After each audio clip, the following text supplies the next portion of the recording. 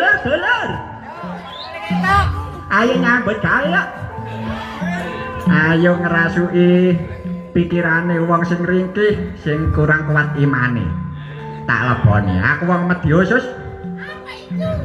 Biyen kelek nek di alam donya keserimpet masalah ae, gawe masalah ae aku. Ya ngene iki dadine karo aku gak ketrima dadi wong medya sus.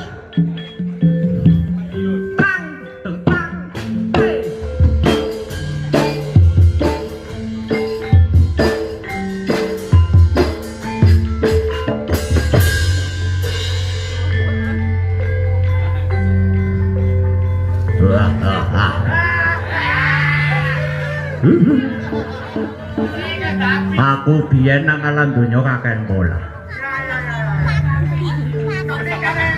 Aku biyen niku kudungan ya. Aku biyen topian ae. Sak coke rambutku tak semir, gak tau topian. Marono awakku tatoan, aku biyen lengan dawa ae. Marono mari tak tato, wah wis metu nang dalan kawasan kutang ae. Cek ketok pamer. Pamer ngono iku. Pamer rambut, mari topian gak. Pakaian awake ditato, maro gak pakaian.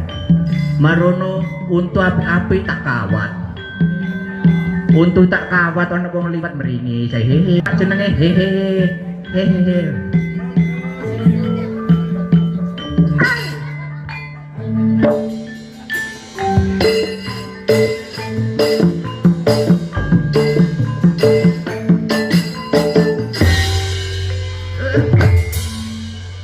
Aku biyen iku nang alam donya iku kelas kepala. Aku wonge sombong. Aku sombong ngono iku.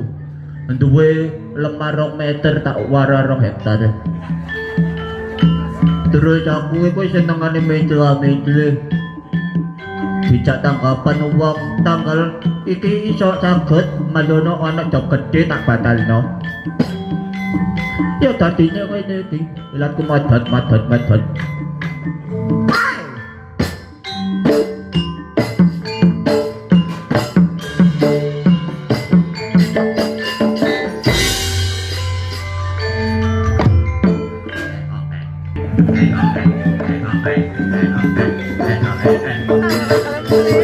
Aku biyen urip nang alam donya gelek mangane duwike rakyat.